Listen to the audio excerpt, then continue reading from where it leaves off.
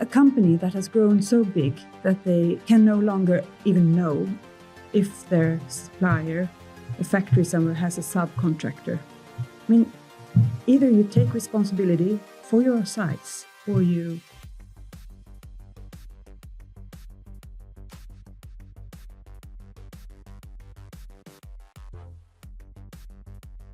In this Sports and Outdoor Mentors episode, I chat with Eva Karlsson, the CEO of Houdini Sportswear for over 20 years.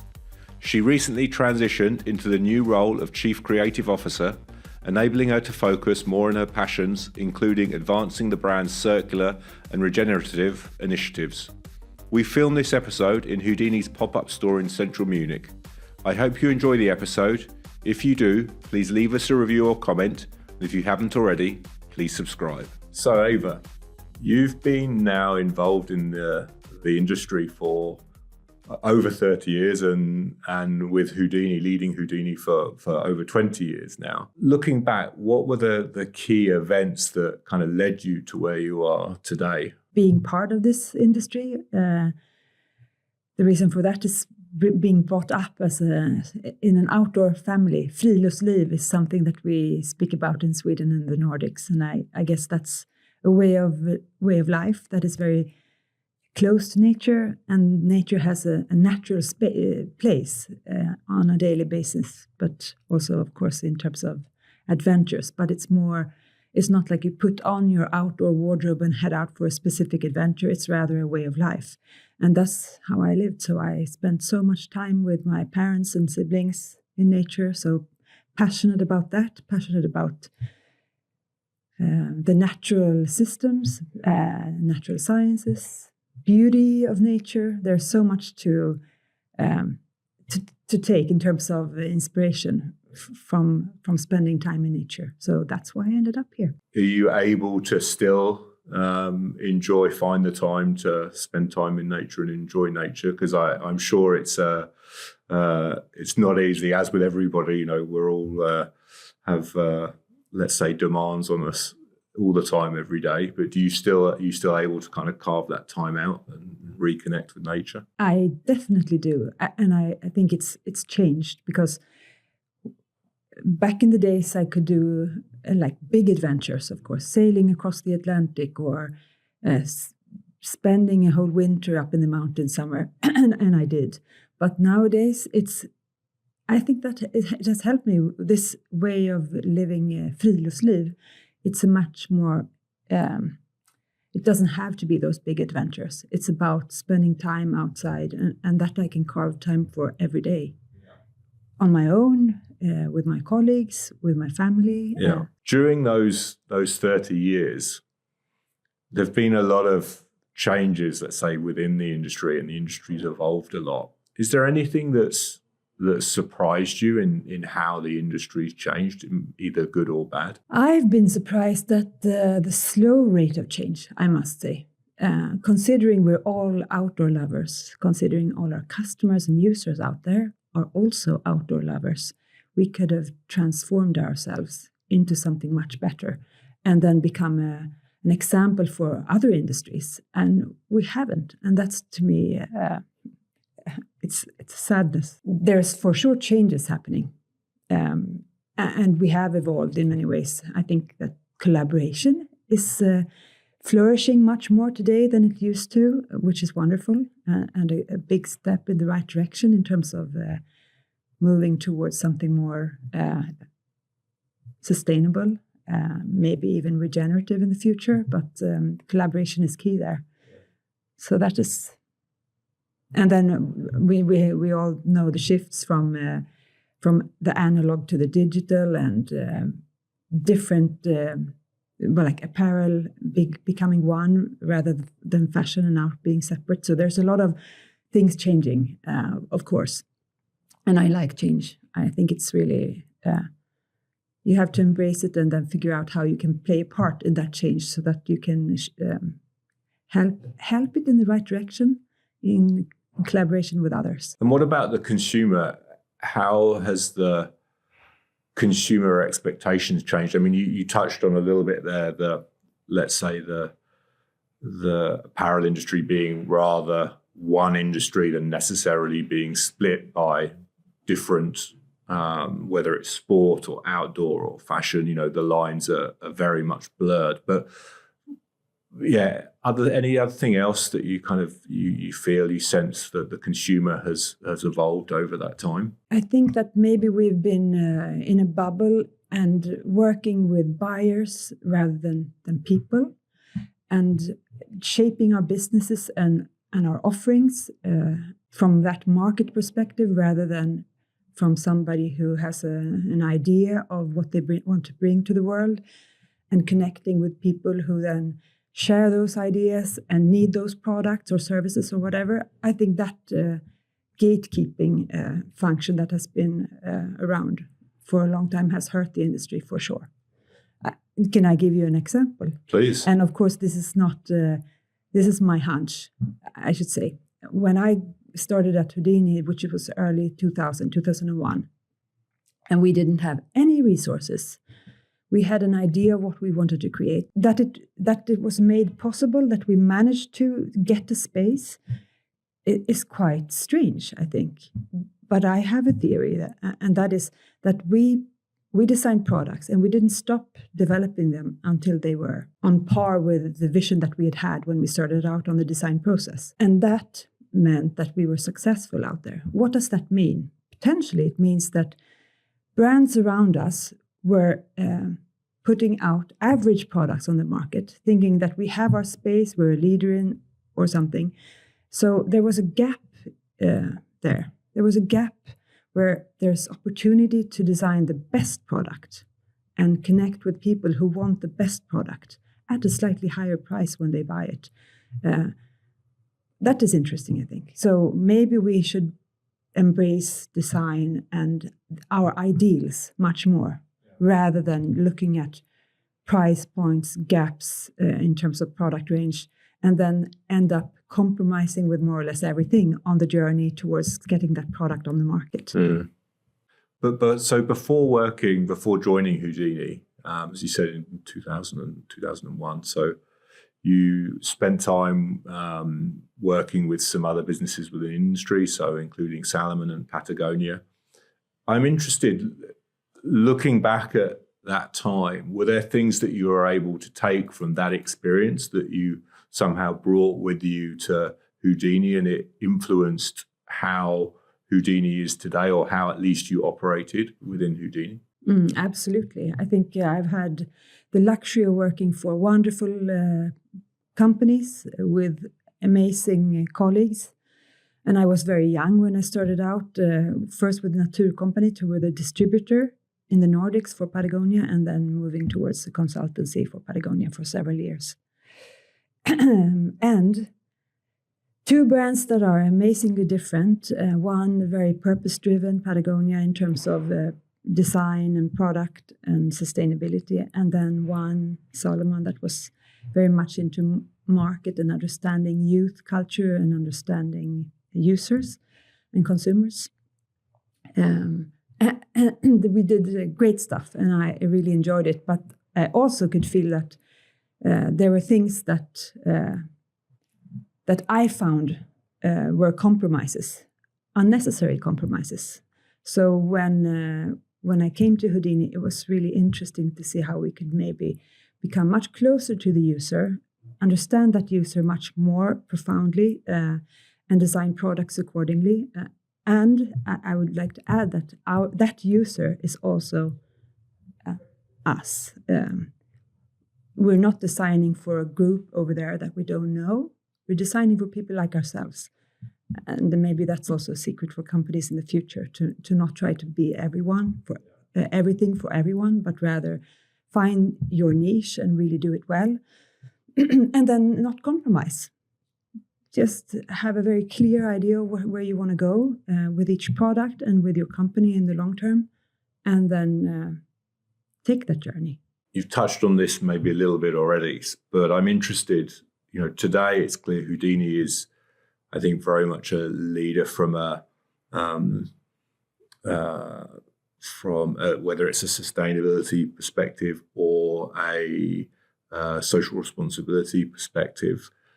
Was that something that when you joined, and I know it was the early days, you saying, there weren't resources in place, but was that kind of ethos, that vision, something that was already there from the founders, or was that something that you really brought, again, based on your observations from working with Patagonia Salomon and etc.? No, it was already there from the start. Friluftsliv has a great place in that story on having a more natural and close and genuine relation to nature.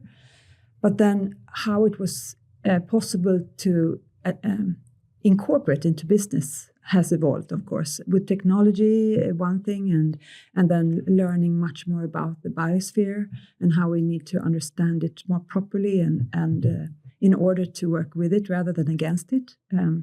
I think that is clear. And just the fact of Houdini back in the days, it was about dancing with the mountains, not conquering the mountains. Yeah.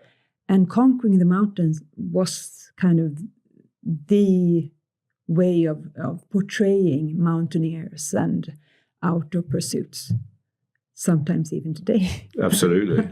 So we have been thinking about our business and our approach as dancing with nature or dancing with the mountains. So in that sense, it was there all along. But nowadays, and since 2001, when I came on board and we decided that either it's going to be hard work to build this company, either we do it in a way where we become part of the solution rather than the problem, or we don't do it at all. That was the decision we made. And we didn't have all the answers for how to do that, of course. Yeah, no, I'm sure. But it's also, I think, clear, I'm sure, for most people that's a very difficult decision and a very difficult thing to do, because it would be much easier, as demonstrated by a lot of other companies, to not do business and develop a brand like that. So how have you been able to kind of maintain that discipline and that steadfast focus on those initial, on that initial vision? And I love that kind of dancing with the mountains. I love that image and that philosophy. But over the years, and particularly I'm sure at times when business has been more challenging than other times, it must have been really difficult to maintain that steadfastness. So how have you been able to do that, would you say? Or maybe not? It hasn't been that hard. When you realize that everything we do today, more or less, is harming nature and harming the places that we love, the creeks we fly fish in or the glaciers we ski on. If you bring that to work, that realization, and the dream of doing something very differently, transforming into something that is, symbiotic, finding that symbiotic state with nature, then I think it's possible to endure a lot of hard work and challenges in the daily operations, because you remind yourself constantly that we're heading in the right direction. And this is, I think, the adventure and the journey of our lifetime, really. Maybe all of ours. I mean, every summit has been summited already. Every place on earth has been explored. But this journey, the transformation towards dancing with the elements or dancing with nature, that is our adventure of this generation. And if we don't do it, there won't be another adventure. So then it makes things easy. How on earth could you compromise with that? I agree, but also fundamentally there are still a lot more people, I would say, unfortunately, that don't than do, or a lot more businesses. And I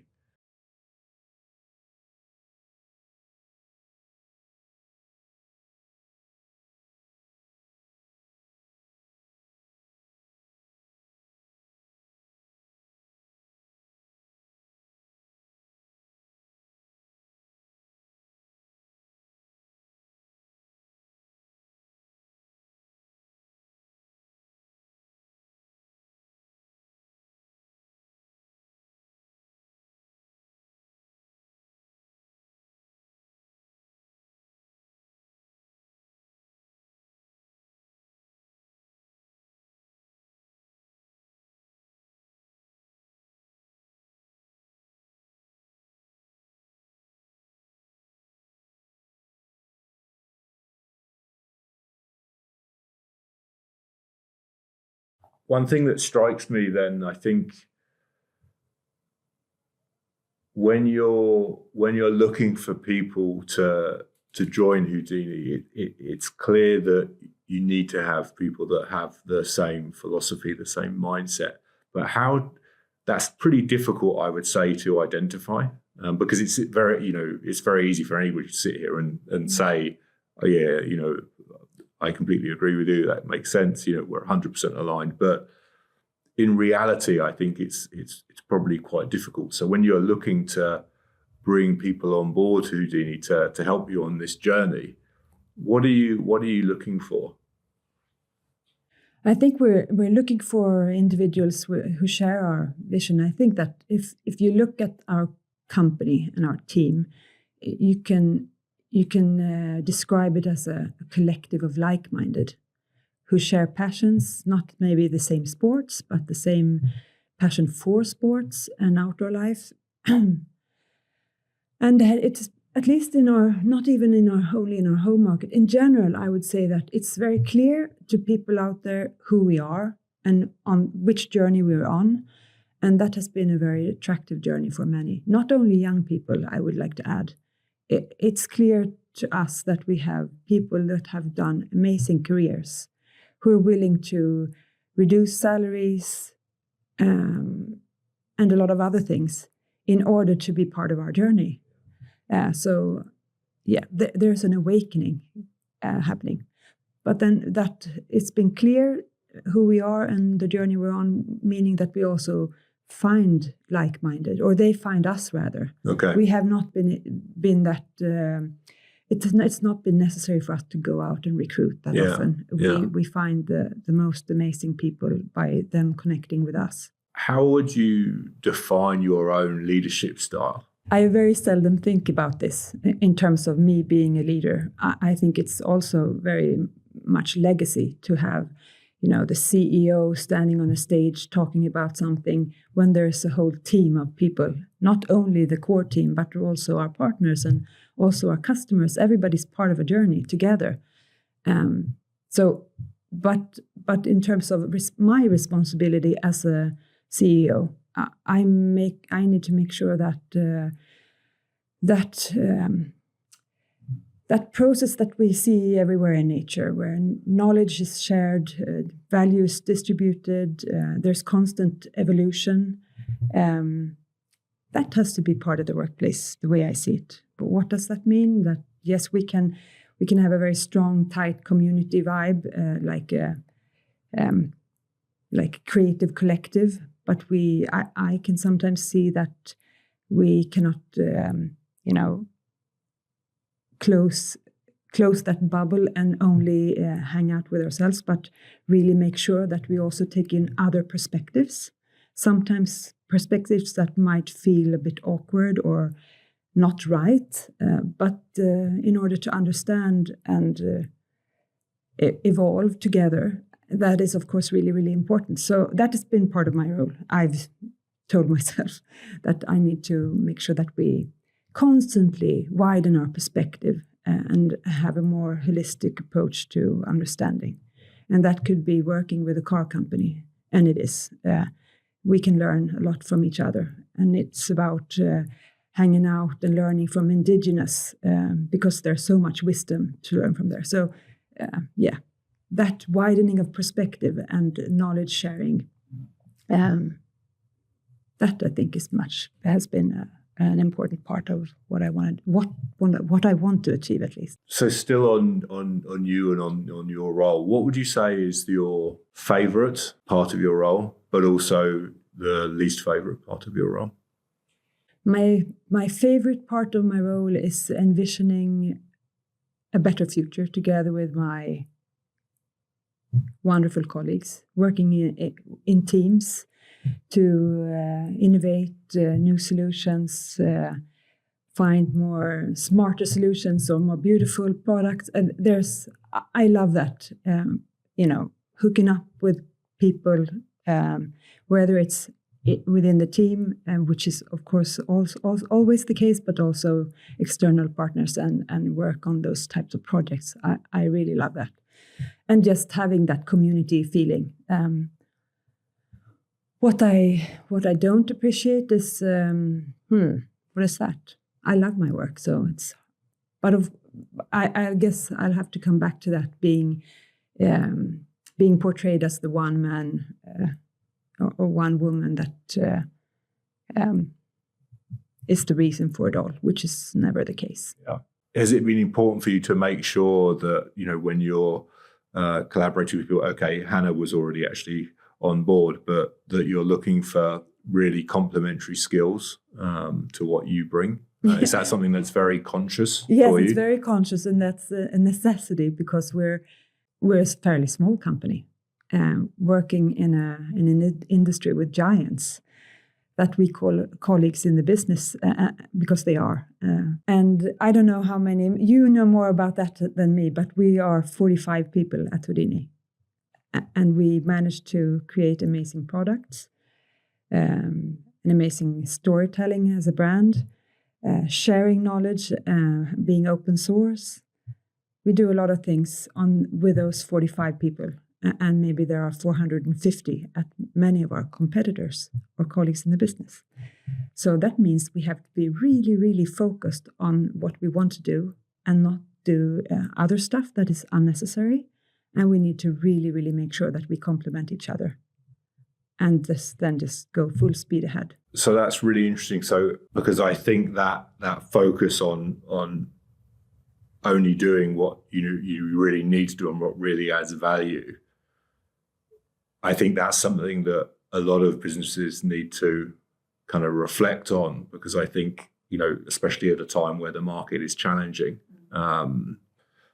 you need to look at that and really identify, okay, who are we? Where do we add the most value? What do we bring? But how do you define what that is? What's the process of saying, okay, yes, we're going to do this. No, we're not going to do that. It's always hard. In a team full of creative ideas and dreams of moving ahead faster in the right direction, it is hard. But it makes total sense because we also want to deliver quality in everything we do. So it doesn't mean that we say, no, we will never do this. We might, but we need to do this. What do we have hands-on right now first? And so plan, I think that in terms of mentality, we have our values. It's do good, play hard, push boundaries, and have fun. And then in this, to explain this, I would like to focus on playing hard, which is our way of thinking that our mentality as athletes, we need to bring that to work. And as an athlete, when you want to sail across an ocean or climb a mountain or whatever you want to do, you plan to do, it's about hard training, it's about planning properly, it's about execution, but it's also about, evaluating afterwards for the next ascent or whatever. And that mentality has been really, really important for us to bring that drive to work. And of course, part of the success also being 45 people and managing everything that we do. Yeah. And then we come back to focus, because of course an athlete doesn't do tons of different things. They make sure that they do the right things in order to reach those dreams.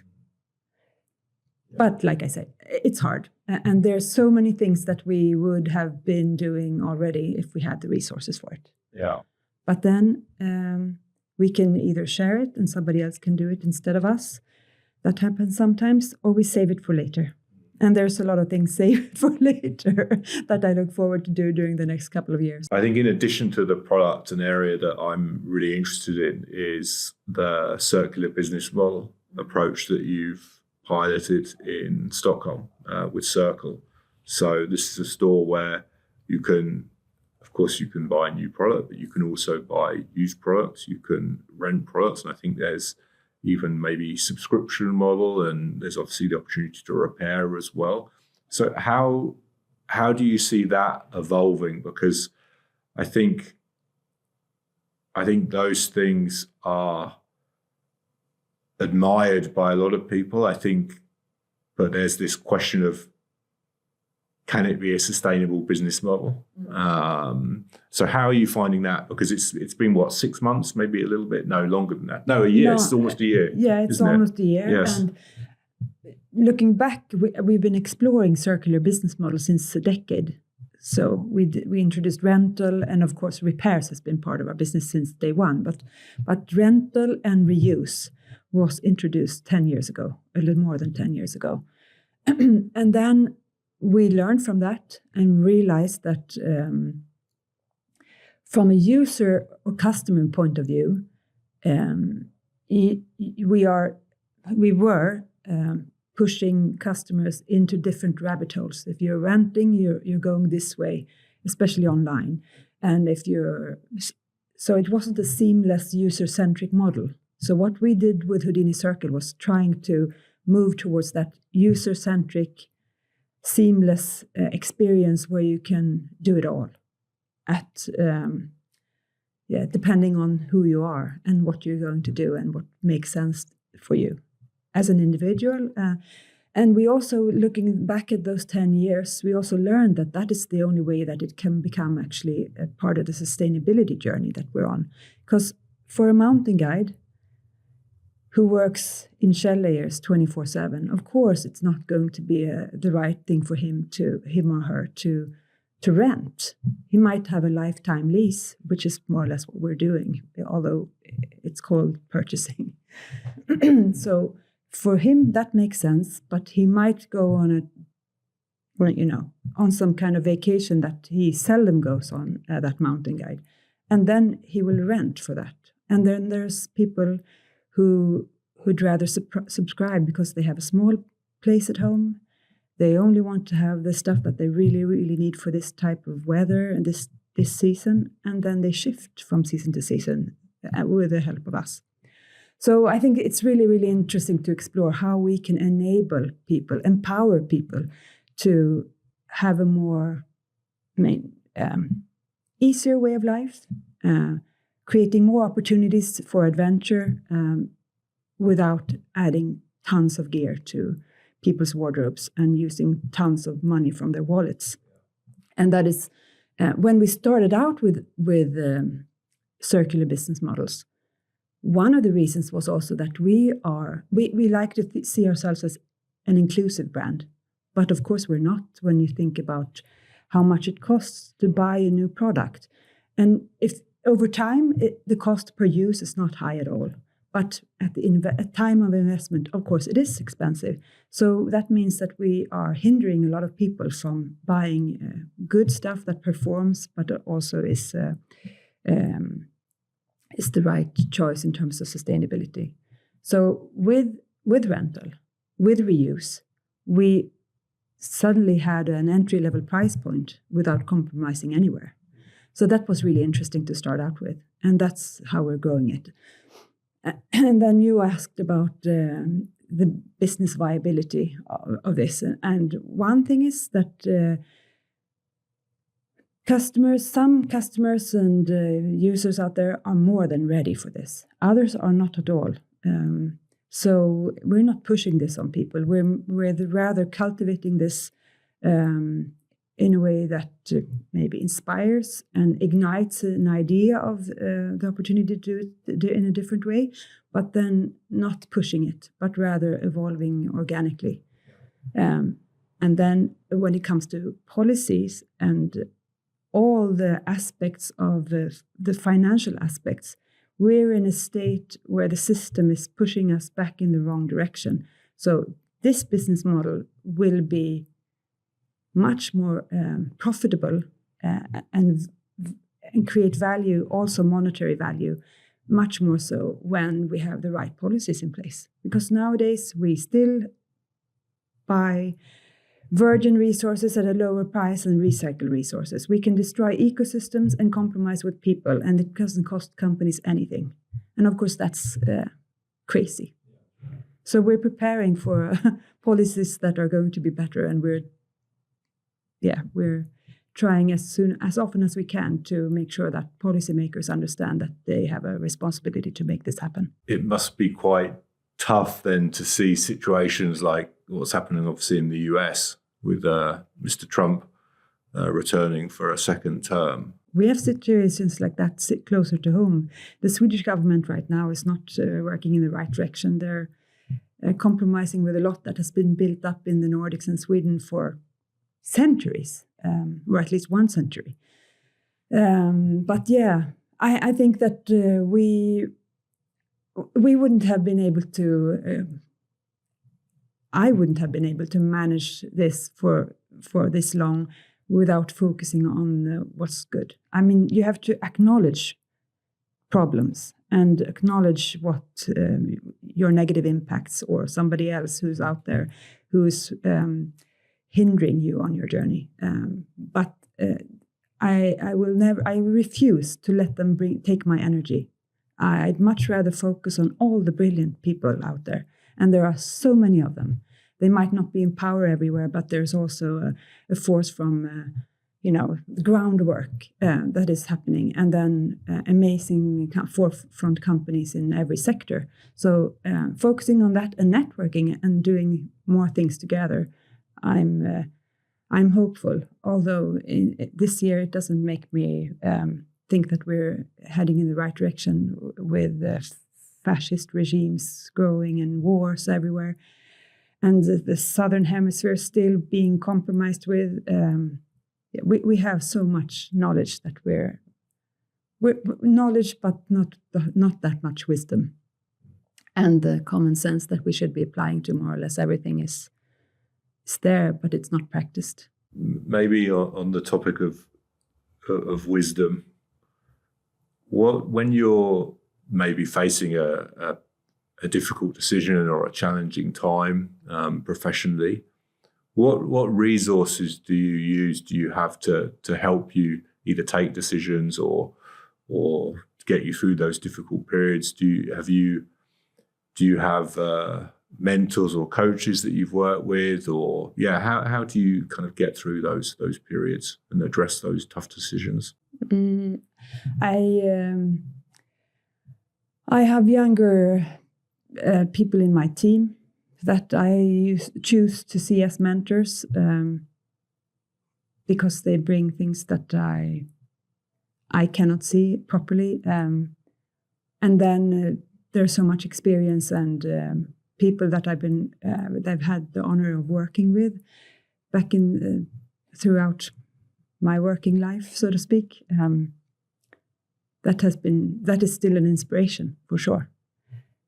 But and then nature. I think the best is when I've been out in nature, immersing myself in nature. That is the time that I can have the clearest mind and make the most right decisions. So nature is a source in itself. Yeah. But yeah, there's a network of wonderful people and inspirational people that I might not know that still can bring guidance or whatever. What do you see will be the biggest challenge for you leading the business with your great team over the coming 5 years? I think growing a company could. There's a risk that you kind of lose your edge or lose the relations even within the team because it's growing. Becoming more average just because the conventional way of becoming a larger business is becoming more average or slightly starting to compromise here and there. Yeah. So that's probably one of the things to look out for and make sure that we don't. I mean, going mainstream, we're constantly, like I said, we're marinated in corporate culture. And then we have the everyday consumerist lifestyle pushed upon us. And of course, that's part of life everywhere. And we have to remind ourselves that question conventions and make sure that we realize when we're lured into conventions that we don't agree with. And that goes for a company as well. So that's probably going to be a challenge looking forward as well. Yeah. But I'm not worried. I'm not the worrying kind. I think it's kind of exciting. Yeah. And I'm sure that we'll make it. Okay, you have 48, you said 48 employees? 45, sorry. But anyway, around there. Yeah. There's still scope for growing that without too much risk, I would say, of that being diluted. Absolutely.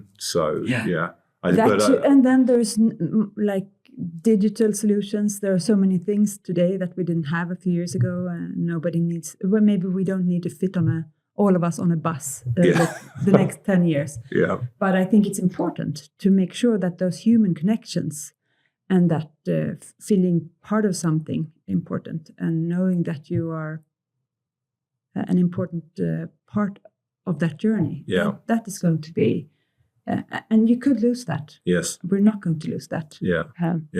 But from a business point of view, what is your vision? Because of course the bigger the business gets, the more difficult I think that it is to maintain that. This is clear, which is why you highlighted it. So does that mean that in your mind, actually it's certainly not growth for growth's sake? I think that's very clear.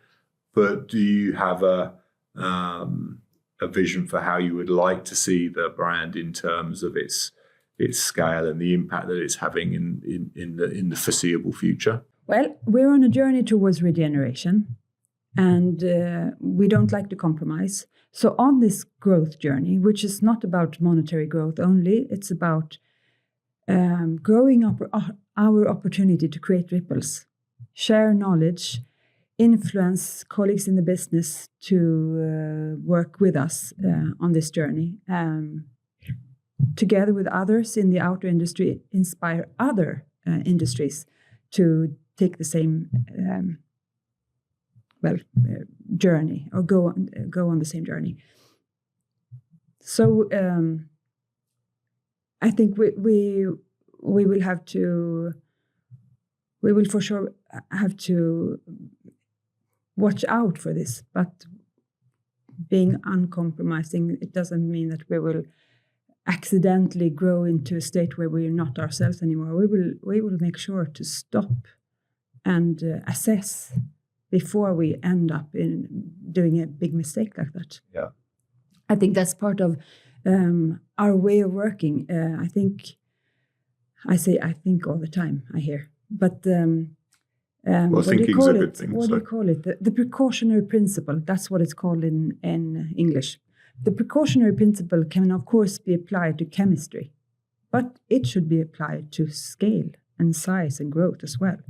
And we're applying the precautionary principle across the board. So it will apply here as well. A company that has grown so big that they can no longer even know if their supplier, a factory somewhere, has a subcontractor. I mean, either you take responsibility for your size or you don't. And we're taking that responsibility, and we will continue doing that. So on that topic, so how do you see the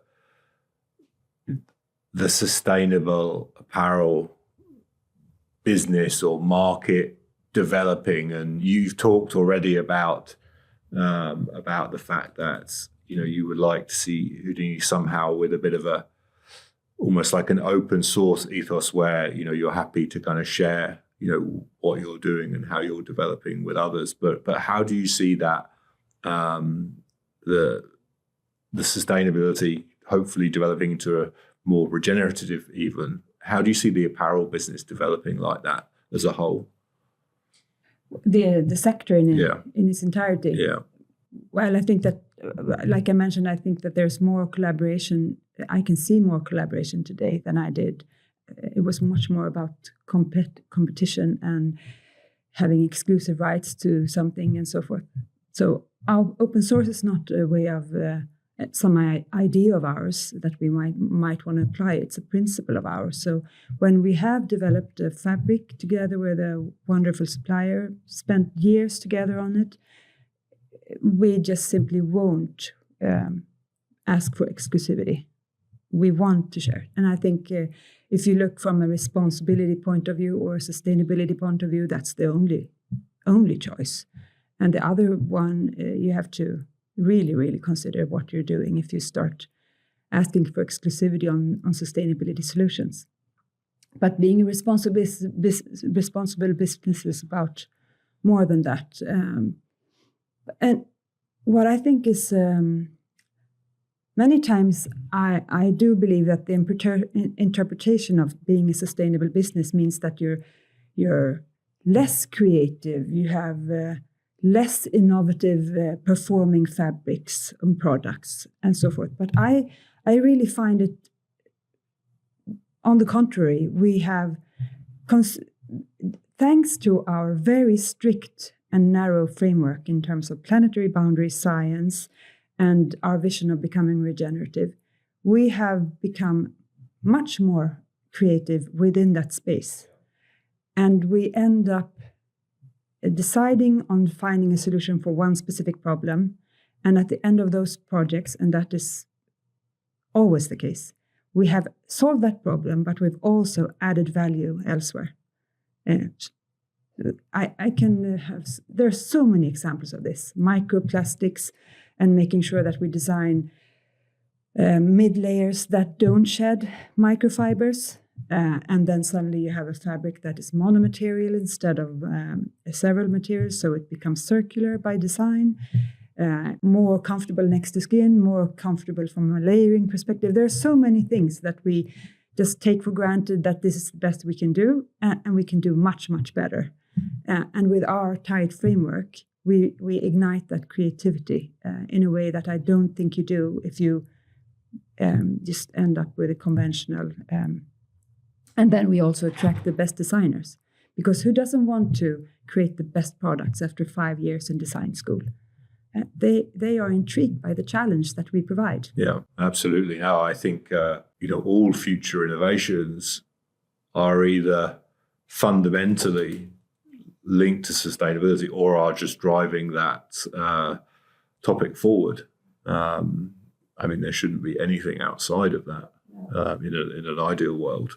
And I guess our innovation process doesn't always start with sustainability. It's just as often that we, as users out there, we realize that this doesn't work really as well as we should. A shell layer shouldn't be noisy so that you don't hear the wind or your companion talking or anything like that. We need to create the soft, silent shell layers. Let's do it. And yes, then we have our principles in terms of circularity and so forth. So it becomes a more complex innovation project. It's not about only solving the silence issue or noise issue. But then that's also an example of where we can add value in so many different ways. So leaning back and relaxing and just doing some small innovative additions to the conventional technologies it's not interesting for us. There's much more we can do, which I think is cool. Who's influenced you the most professionally, would you say? Is there anybody that stands out? Well, back in the days when I was at Patagonia, I had the opportunity to, from afar, see, I was young, just out of school, but I could see Chris McDivitt, who is now Chris Tompkins, who was CEO at Patagonia. Amazing person, humble, intelligent, team person who led an amazing company, which is still an amazing company today. That's one. I don't know. I have so many. Young colleagues of mine today, of course, that I have the pleasure of working with on a daily basis. But not only, I don't think I bring or take inspiration from only the corporate sector. There's people in science and research that inspire me immensely. Activists that inspire me immensely. earth system scientists that have brought so much knowledge to our company so that we can move towards that vision of regeneration. Yeah. There's amazing people to be inspired of. What's the most valuable piece of advice you've ever received? I get reminded of a quote that I sometimes use, and it's a quote by Nora Bateson, who's a complex systems researcher. Nora Bateson says that it's not about cracking the code. Maybe I'm saying it incorrectly now. It's not exactly, anyways, but it's not about cracking the code. It's about catching the rhythm. Okay. And I really like that for so many reasons. Catching the rhythm is much more about the state you have to be in when you're ski touring. You have to understand the conditions and the snow, how that changes from a north face to a south facing face and so forth. Or a surfer, you can all of the things that you do in nature, off trail, off the beaten track. You have to catch the rhythm of nature. But as the CEO, if you look at the conventional or legacy expectations of a CEO, it's about knowing exactly what you're going to do in the next 5 years. And maybe that worked 50 years ago or so, or maybe even 20 years ago. But nowadays, it doesn't work. So I think it's interesting to embrace the fact that we as a CEO cannot, and is not supposed to, tell that story of exactly what we're going to do in the next 5 years, like it was a highway. Yeah. It's much more about not knowing everything and embracing that and acknowledging and being open about not knowing all the solutions, but still having a conviction that we're going to get there and we're going to do that together. And along the way, we're going to find the solutions. So, yeah, it's not about cracking the code, but catching the rhythm. I think that can be applied to many parts of life. That's a good one. If you had to recommend somebody that was looking to have a leadership career or has a leadership career in our industry, if you had to recommend a book or, I don't know, anything like that, any type of media, is there something that stands out to you that's been particularly important for you or something that you enjoy? There's a podcast series that I'm in love with. That's Life Worlds. Okay. By Alexa Feminish. It's from a curiosity point of view, I guess, tapping into the knowledge and wisdom of tons of different people who are tapping into the natural system, finding solutions. And it's very, very broad. It can be everything from meditation, like a deep ecology meditation, to a scientist finding a solution for noise pollution. And it's amazing. I love it. That's one. And when it comes to books, I would recommend, there's so many books to recommend, but Nils Forlund, which is a dear friend of mine and ours. He's also a fellow mountaineer. He used to climb with Arne Næss. So he's a very old man and wise man, but he is an engineer, but he ended up moving towards becoming a mountain guide, and in a way an activist, but for sure a philosopher, bringing eco-philosophy or deep ecology to the world.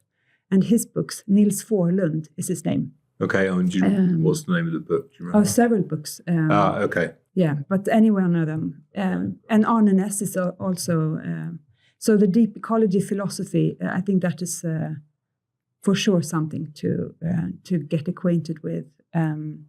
Makes total sense for most of us as humans. Maybe not all of us. Maybe not Donald Trump. So looking back over your career, what's been the biggest challenge that you've had to face, and what lessons did you learn from that? The most difficult thing, I think, has been balancing, bringing up a family and having kids, and then having this mission or whatever at work that feels really, really important, not only for me and for the success of Houdini, but in a more profound way, that we need to shift the world because we have kids who are going to bring to live their life in the world that we have been shaping. So, that balance of being here now for them and doing what I can to create a future for them. That has been tough, I think, and is still tough. It can almost make me cry because that's a balancing act that I'm continuously working on. Well, I think you've already maybe answered the next question. The next question was going to be, if you could give future leaders 3 pieces of advice, what would you give them? I mean, you've already given so many, but anything that you would add, maybe? Yeah, well, I think that I will choose one, and I'm sitting here thinking that this is kind of awkward because who am I to give advice to your listeners? But anyways, I have experienced nature quests, which is more like, it's not about only going out into nature, enjoying it, but rather going out into nature as a meditative thing, exercise kind of, and do it for 24 or 1 or 2 days, and becoming kind of part of the place you're in, and experiencing something that is much more of me being part of something much bigger, and not at all the center, but rather, a guest in this wonderfully, constantly evolving, perfectly functioning system with so many living species that are doing all this wonderful stuff all the time. That is, to me, an amazing experience that I can advise everybody, including CEOs, to try out. And if you don't have 24 hours or so, just going out and finding a sit spot where you can actually just sit and meditate and get this immersive experience of nature and your small part in this big, wonderful world we're in. So if today was your last day, you were going to hang up your CEO hat and step away from Houdini and retire in the mountains somewhere, what would your message be, your final message be to your team? Keep all the great work up, and enjoy, and thank you. I'm so grateful for all the days that we've had together. And to the one taking my place, I don't know. I think it won't. I think it's time, Gosh. And I came in. I know what I'm good at, and nowadays I'm doing a lot of things that I'm not at all that good at, and I spend a lot more time doing kind of those things that I'm not that good at, not passionate about in the same way. So I probably wouldn't disappear up into the mountains, but rather focus on what I really truly believe I can contribute with. But yes, so passing the torch, I think that's a good thing. I'm not at all afraid of that. Yeah. And it's part of evolution as well. Yeah. And an organism like Houdini needs to evolve, and having certain individuals clinging onto a position, it's not healthy at all. So, yeah. Well, thank you very much, Eva. So for the audience members that are still here at the end, I have to doubly thank you, because this is actually the second time we've recorded this. We recorded this in, I think it was March in London. London, and we had big audio problems, so we couldn't put it out. So a double thank you for really taking the time and sharing. It's been great chatting with you again. Thanks for sharing so many great insights and experiences. Double thank you to you as well. You're welcome. Take care. Thanks, Eva. Thanks. I hope you enjoyed my conversation with Eva. If you did, I would really appreciate it if you could please leave us a review or comment. And if you haven't already done so, please subscribe or follow, as it helps with the algorithm. Thank you for your support, and I look forward to seeing you soon for the next Sports and Outdoor Mentors episode.